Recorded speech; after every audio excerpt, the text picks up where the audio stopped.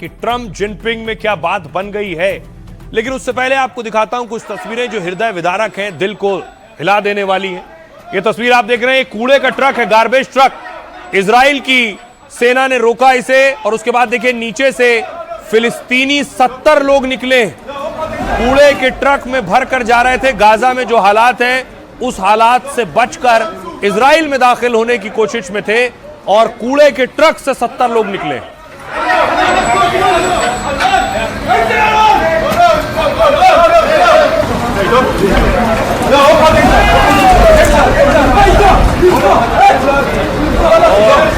जैसे ही इस ट्रक को रोककर खोला गया तो एक एक कर लोग गिरने शुरू हुए और सामने 70 फिलिस्तीनी दिखाई दे रहे थे।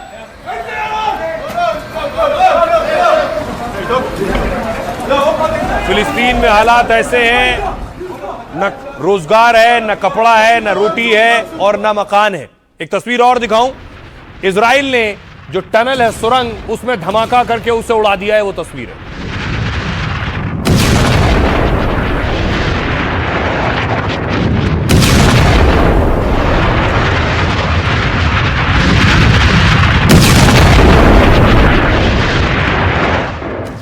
गाजा में हालात ये हैं कि अभी भी जानें जा रही हैं, अभी भी लाशें उठ रही हैं। ये तस्वीर आप देख रहे हैं, गाजा के लोग किसी का जनाजा लेकर जा रहे हैं।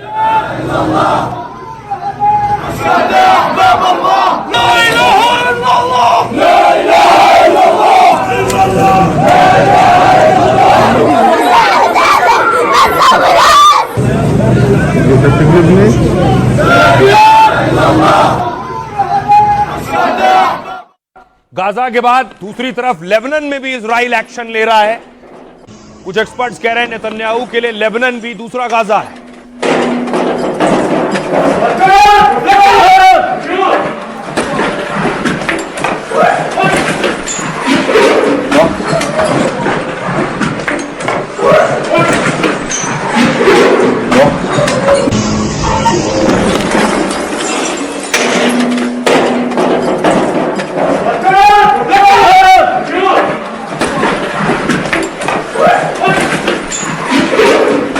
और उसके बाद देखिए जरा, इजराइल ने अटैक करना शुरू किया।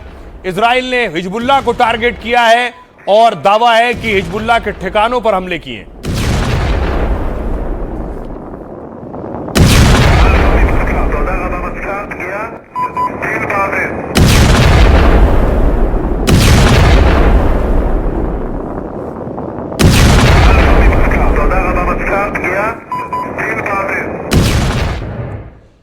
इजराइल का दावा है कि वो चुन चुन कर हिजबुल्लाह के लड़ाकों को मार रहा है।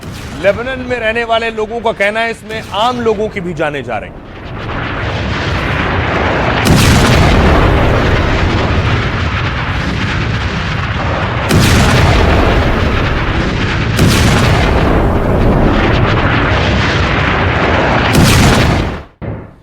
और इन धमाकों के बाद देखिए जरा, जब ये रिहायशी इलाकों में मिसाइलें गिरती हैं, रॉकेट गिरते हैं, तो उसके बाद का मंजर।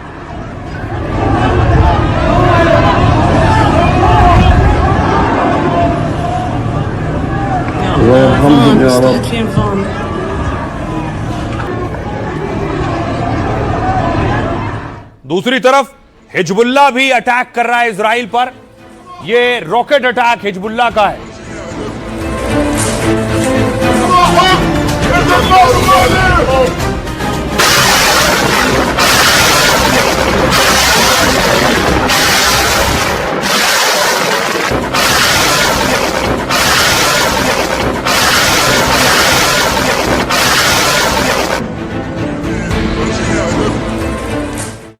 सिर्फ रॉकेट नहीं, हिजबुल्लाह ने क्रूज मिसाइल भी दागी है।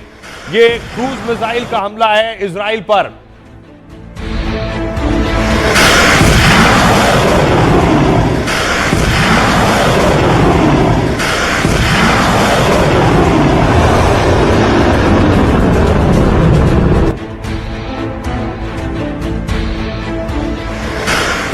इजराइल और लेबनान जंग के बीच ईरान इजराइल से जुड़ी जंग से एक बड़ा खुलासा हुआ है कि जो ईरान अटैक कर रहा था अमेरिका पर और इजराइल पर, अटैक और लोकेशन की जानकारी चाइना दे रहा था ईरान को।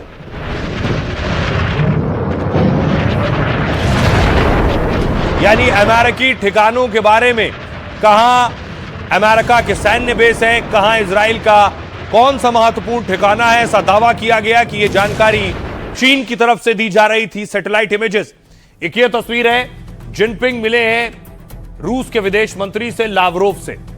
लावरोव कल चीन पहुंचे थे। अब आपको बताऊं चीन का रोल इस जंग में क्या रहा है। जंग के दौरान ईरान ने अमेरिकी ठिकानों को निशाना बनाया। मिडिल ईस्ट में कई जगहों पर अमेरिकी ठिकाने तबाह कर दिए गए थे। अब रिपोर्ट में खुलासा हुआ है कि चीन ने ईरान की मदद की है। चीनी जासूसी सैटेलाइट से यूएस ठिकानों की जानकारी मिली।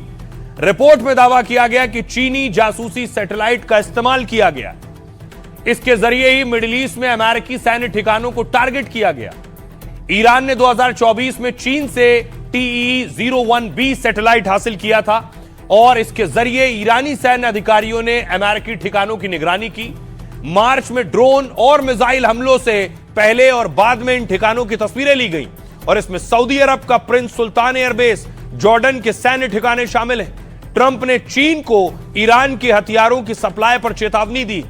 अगर चीन ईरान को सैन्य मदद देता है तो इसके गंभीर परिणाम होंगे। ट्रंप ने चीन पर 50% टैरिफ लगाने की वार्निंग दी। हालांकि चीन ने ईरान को सैन्य मदद से इनकार किया है। सुनिए जरा अमेरिकी उपराष्ट्रपति जेडी वेंस क्या कह रहे हैं। अभी वहाँ सीज फायर है। राष्ट्रपति ट्रंप एक बड़ी डील चाहते हैं। वो कोई छोटा समझौता करना नहीं चाहते, ऐसा समझौता जो अब तक नहीं हुआ। ट्रंप नहीं चाहते कि ईरान कभी भी परमाणु बम बना सके। पाकिस्तान में हुई बातचीत में प्रगति हुई, लेकिन गतिरोध जारी है। हम लगातार कोशिश कर रहे हैं क्योंकि इससे पूरी दुनिया को फायदा होने वाला है। तो आज समंदर में अमेरिकी हमले की एक तस्वीर सामने आई। अमेरिका ने एक ड्रग बोट पर अटैक किया और उसे तबाह कर दिया।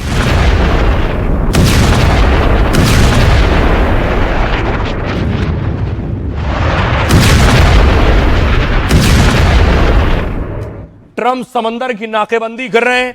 इस बीच देखिए ईरान की एम्बेसी ने ट्वीट किया है, आगे स्ट्रेट ऑफ हॉर्मूज है, एक बेबी ट्रंप है जिसमें लिखा हुआ है कि यह बच्चों का खेल नहीं है। हॉर्मूज की नाकेबंदी करना बच्चों का खेल नहीं है, यह कहा गया है इस तस्वीर के जरिए। ये साउथ अफ्रीका की ईरान एम्बेसी ने जारी की है और इसी समंदर में, इसी हॉर्मूज में ट्रंप का एक बहुत खास और बहुत महंगा ड्रोन गिर गया है।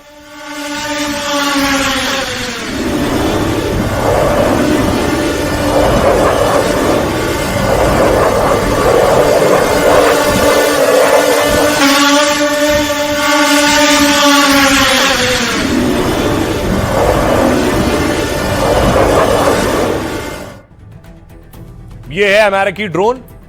यही अमेरिकी ड्रोन क्रैश हुआ है। अमेरिका का यह सबसे महंगा और ताकतवर ड्रोन है। 9 अप्रैल को ही MQ-4C ट्राइटन ड्रोन क्रैश हो गया। तब इसको लेकर अटकलें लगाई जा रही थी, क्या ईरान ने अमेरिकी ड्रोन को मार गिराया है। अब अमेरिकी रिपोर्ट ने ड्रोन के क्रैश होने की पुष्टि की। हालांकि MQ-4C ड्रोन कहां क्रैश हुआ यह नहीं बताया गया। अमेरिकी नेवी के लिए बहुत बड़ा झटका है। इस सर्विलांस ड्रोन की कीमत है 2000 करोड़ के आसपास। अमेरिकी ड्रोन हॉर्मूज में 3 घंटे के मिशन पर था। ड्रोन 50,000 फीट की ऊंचाई से तेजी से नीचे गिरा था। 10,000 फीट से नीचे पहुंचने के बाद उसका संपर्क टूट गया और इस दौरान इमरजेंसी कोड 7700 भेजा था। विमान मानव रहित था, इस वजह से जान माल का नुकसान नहीं हुआ। समुद्री निगरानी के लिए इसे तैयार किया गया। यह ड्रोन 50,000 फीट यानी करीब 15 किलोमीटर की ऊंचाई पर उड़ सकता है और इसकी रेंज करीब 13,700 किलोमीटर है। इसमें 360 डिग्री घूमने वाले सेंसर लगे हैं। यह एक साथ बहुत बड़े इलाके की निगरानी कर सकता है। MQ-4C ट्राइटन ड्रोन आसमान में उड़ता जासूस जैसा है। दुश्मन को भनक लगे बिना हरकत रिकॉर्ड करता है। अमेरिका को अब तक 8,900 करोड़ से ज्यादा का नुकसान हो चुका है। वहीं ईरान ने जंग में भारी नुकसान को लेकर मुआवजा मांग लिया है। ईरान ने 2,500 खरब के नुकसान का दावा किया है। तो समंदर में ट्रंप को यह झटका लगा है। डिफेंस एक्सपर्ट यूके देबनाथ साहब क्या कहना है, सुनिए। सूत्रों के अनुसार 17 अप्रैल को एक बार फिर से पाकिस्तान के इस्लामाबाद में ईरान और अमेरिका के बीच में बातचीत हो सकती है। कुछ सूत्र तो यह भी दावा कर रहे हैं कि शायद इस बार बातचीत के लिए शायद डोनाल्ड ट्रंप अमेरिका से सीधा पहुंचे और ईरान के राष्ट्रपति पेजेश्कियन भी पहुंच जाएं। अगर ऐसा होता है तो यह एक बहुत पॉजिटिव सिग्नल है, क्योंकि आमतौर पर अगर राष्ट्रपति डोनाल्ड ट्रंप और राष्ट्रपति पेजेश्किन मीटिंग के लिए आ रहे हैं तो उसका मतलब है कि ज़्यादातर मुद्दों में ऑलरेडी पर्दे के पीछे सहमति बन चुकी है। आमतौर पे राष्ट्रपति लेवल पर या प्रधानमंत्री लेवल पर इंटरवेंशन तभी करते हैं जबकि पहले से ही कूटनीतिज्ञ, राजनीतिज्ञ और दूसरे हायर ऑफिशियल्स, मंत्रीगण करीबन 80%, 90%, 95% तक सहमति बना लेते हैं। अब देखिए जरा हुआ क्या। एक दिलचस्प बात यह है, ट्रंप हॉर्मूज की नाकेबंदी कर रहे थे, ये ड्रोन उसी हॉर्मूज में क्रैश हुआ, उसी समंदर में। लेकिन चीन का एक जहाज रोक दिया अमेरिका ने। चीन का तेल का जहाज जा रहा था, उसे जाने नहीं दिया गया, रोक दिया गया। उसके बाद बवाल शुरू हुआ।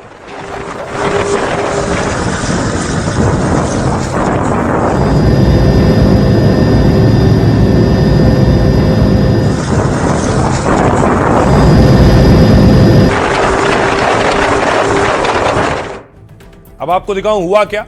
अमेरिका के वॉरशिप लगे, डिस्ट्रॉयर लगे। चीनी जहाज समंदर से गुजर रहा था, अमेरिका के वॉरशिप और डिस्ट्रॉयर ने चीन के तेल के जहाज को रोक दिया, जाने नहीं दिया। हॉर्मूज में चीन और अमेरिका के बीच टकराव की स्थिति बन गई। चीनी टैंकर अमेरिकी नाकेबंदी तोड़ने में नाकाम हो गए। दरअसल यूएई से चीनी टैंकर मेथनॉल लेकर जा रहा था। वहां से इसने करीब 2.5 लाख बैरल मेथनॉल लोड किया। चीनी टैंकर खाड़ी से निकलने की कोशिश कर रहा था, लेकिन अमेरिकी नाकेबंदी की वजह से इसे वापस लौटना पड़ा।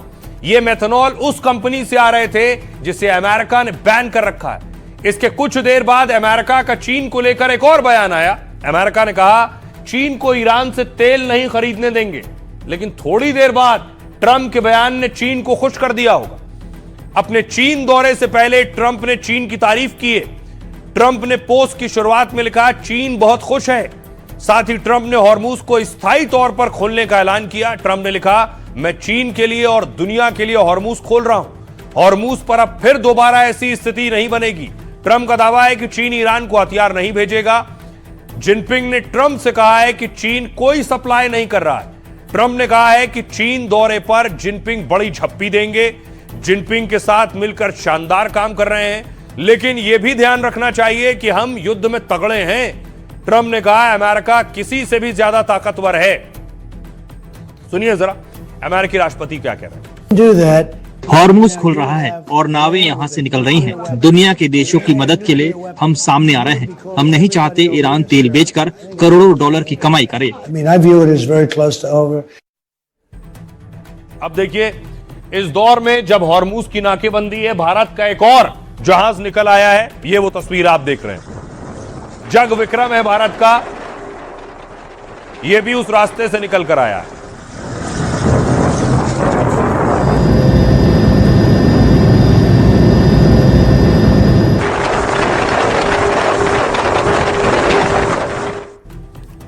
तो भारतीय झंडे वाला एलपीजी टैंकर जग विक्रम हॉर्मूज पार करके पहुंचा है। यह जहाज कांडला पोर्ट पहुंचा है और इसमें 20,000 मीट्रिक टन एलपीजी लदी थी। जग विक्रम ऐसे वक्त में भारत पहुंचा है जब हॉर्मूज में नाकेबंदी है। जग विक्रम जहाज 11 अप्रैल को स्ट्रेट ऑफ हॉर्मूज पार कर चुका था। सीजफायर के बाद इस रास्ते से गुजरने वाला यह पहला भारतीय जहाज है। जग विक्रम एक मध्यम आकार का जहाज है। कुल क्षमता इसकी 26,000 टन है। जग विक्रम में आई गैस से करीब 14 लाख सिलेंडर की आपूर्ति होगी। इससे सप्लाई चेन बनी रहेगी और गैस किल्लत की आशंका खत्म होगी। अभी तक कुल 9 भारतीय जहाज फारस की खाड़ी से गुजर चुके हैं। वहीं 15 भारतीय झंडे वाले जहाज अभी हॉर्मूज इलाके में फंसे हैं। सरकार की ओर से इन्हें निकालने की कोशिशें लगातार जारी हैं। फिलहाल इस क्षेत्र में मौजूद सभी भारतीय नाविक बिल्कुल सुरक्षित हैं। पिछले 24 घंटे में किसी भारतीय जहाज से जुड़ी कोई घटना सामने नहीं आई है। सुनिए जरा भारत सरकार का क्या कहना है। वर्तमान में पर्शियन गल्फ रीजन में सभी भारतीय सीफेरर सुरक्षित हैं। पिछले 24 घंटे में इंडियन फ्लैग्ड वेसल से संबंधित कोई इंसिडेंट की रिपोर्ट प्राप्त नहीं हुई है। डीजी शिपिंग कंट्रोल रूम में अब तक 6,449 कॉल तथा 13,343 से अधिक ईमेल हैंडल किए गए हैं। पिछले 24 घंटे में 157 कॉल और 215 ईमेल प्राप्त हुए हैं। भारत के सभी पोर्ट्स पर ऑपरेशन नॉर्मल है तथा किसी प्रकार के कंजेशन की रिपोर्ट प्राप्त नहीं हुई। Domestic LPG supply is normal. कोई भी डिस्ट्रीब्यूटरशिप पर कोई ड्राई आउट रिपोर्ट नहीं है। सप्लाईज के अफेक्ट होने की वजह से कमर्शियल सप्लाईज को, एलपीजी सप्लाईज को 70% तक रिस्टोर किया गया है। 5 किलो के सिलेंडर्स की संख्या को डबल किया गया है और ऑल्टरनेट फ्यूल ऑप्शंस जैसे कि कैरोसिन और कोल को भी ऑफर किया गया है। हमारे पास पर्याप्त सप्लाईज उपलब्ध है और जरूरत के अनुसार ही एलपीजी, पेट्रोल और डीजल का क्रय करें। इस बीच बहुत से देश परेशान हैं तेल और गैस को लेकर। एक तस्वीर तुर्की से आई है। तुर्की के लोग ईरान के समर्थन में प्रदर्शन कर रहे हैं, सड़कों पर निकले।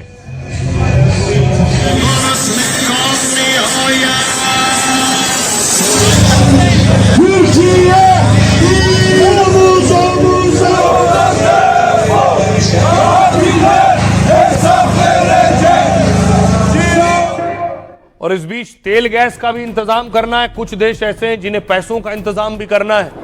उनमें से एक पाकिस्तान है। पाकिस्तान के पीएम देखिए शहबाज शरीफ पहुंच गए यूएई, और खबर है यूएई से बड़ा पैसा लेने वाले हैं और यूएई को पैसा चुकाना है। सऊदी अरब से पैसा लिया था, अब यूएई से लिया हुआ उधार वापस करेंगे सऊदी से लेकर।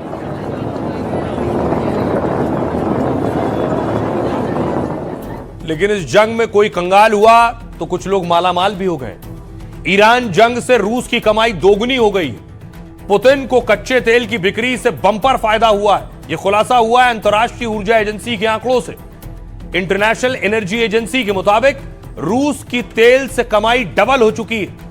मार्च में यह दोगुना होकर करीब 19 अरब डॉलर तक पहुंच गई। यानी एक महीने में पुतिन ने 1,76,700 करोड़ रुपए कमा लिए, क्योंकि रूस का तेल और पेट्रोलियम उत्पादों का निर्यात बढ़ गया है। रूस का मार्च में निर्यात 71 लाख बैरल प्रतिदिन हो गया। यह उछाल इसलिए आया है क्योंकि अमेरिका ने उसे छूट दी थी। कहा था रूस समंदर में मौजूद अपना तेल किसी को भी बेच सकता है, जिससे रूस का ज्यादा तेल भारत, चीन समेत कई देशों ने खरीदा है। जंग के चलते कीमतें भी बढ़ी हैं, जिससे रूस की कमाई में बढ़ोतरी हुई है। दूसरी तरफ कई देश कंगाल हुए और नुकसान हुआ है। जंग ने रूस को मालामाल कर दिया, लेकिन एशिया को नुकसान हुआ है। युद्ध की वजह से करीब 28 लाख करोड़ का नुकसान हो सकता है। एशिया प्रशांत क्षेत्र के देशों को लेकर यह दावा संयुक्त राष्ट्र ने किया है। संयुक्त राष्ट्र विकास कार्यक्रम यानी यूएनडीपी की रिपोर्ट के मुताबिक 9 लाख करोड़ से 28 लाख करोड़ तक का नुकसान हो सकता है एशियाई देशों को। रिपोर्ट के अनुसार यह क्षेत्रीय जीडीपी का 0.3% से 0.8% तक है, क्योंकि एशिया दुनिया का सबसे बड़ा मैन्युफैक्चरिंग हब है। एशिया महाद्वीप में भारत, चीन, जापान, पाकिस्तान समेत 49 देश हैं, इसलिए यहां की गिरावट का असर दुनिया की अर्थव्यवस्था पर होगा। दावा है इससे दुनिया में 3.25 करोड़ लोग गरीब हो सकते हैं, जिनमें करीब 88 लाख लोग एशिया प्रशांत क्षेत्र से हो सकते हैं। सुनिए जरा रूस के विदेश मंत्री क्या कह रहे हैं। रूस और चीन ईरान और अमेरिका की बातचीत का समर्थन करते हैं। हम चाहते हैं कि बातचीत अपने लक्ष्यों को हासिल करे। इसमें अंतर्राष्ट्रीय संधि और देश की संप्रभुता का ध्यान रखना चाहिए। हम इस बातचीत और मध्यस्थता में हर संभव मदद को तैयार हैं। और आइए खबरों में आगे बढ़ते हैं। आपको बताता हूं कि आखिर क्या जंग रुकने वाली है, क्योंकि सीजफायर अभी चल रहा है। ट्रंप कह रहे हैं वो सीजफायर आगे नहीं बढ़ाएंगे, वक्त कम बचा है। लेकिन तस्वीर देखिए, इस बीच मुनीर, पाकिस्तान के आर्मी चीफ फील्ड मार्शल असीम मुनीर ईरान पहुंच गए।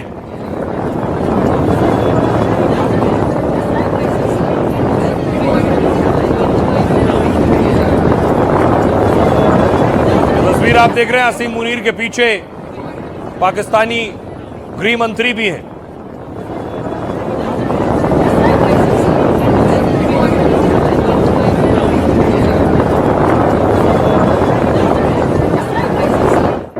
अब आपको बताऊं, ट्रंप कह रहे हैं वक्त कम बचा है, 2 ही दिन है, रुकने वाला है। 2 दिन में ईरान पर क्या फाइनल फैसला हो जाएगा। ट्रंप ने ईरान से जंग को लेकर बड़ा बयान दिया है। ट्रंप ने कहा मौजूदा सीजफायर बढ़ाने के पक्ष में नहीं हूं, लेकिन साथ ही कहा आने वाले 2 दिन बेहद अहम होंगे। ट्रंप ने कहा युद्ध किसी भी तरह खत्म हो सकता है, लेकिन हमने कूटनीतिक समझौते को प्राथमिकता दी है। अगर समझौता होता है तो ईरान को निर्माण का मौका मिलेगा। ईरान में अब अलग तरह का शासन है। हमने ईरान से कट्टरपंथियों को हटा दिया है। ट्रंप के मुताबिक युद्ध अब खत्म होने के बेहद करीब है। एक इंटरव्यू में कहा, मुझे लगता है युद्ध लगभग खत्म होने वाला है। ट्रंप के बयान से शांति समझौते की संभावना बढ़ गई है। इस बीच अमेरिका ईरान में फिर बातचीत हो सकती है। इस्लामाबाद में बैठक को लेकर दोनों देशों में बात हो रही है। ट्रंप ने इस्लामाबाद में बैठक होने के संकेत भी दिए। साथ ही दोनों देशों के बीच बातचीत चल रही है। अमेरिकी उपराष्ट्रपति जेडी वेंस ने कहा, मजबूत समझौता होगा। ट्रंप ईरान के साथ एक मजबूत समझौता करना चाहते हैं। ऐसा समझौता होगा जो लंबे समय तक असर डाल सके।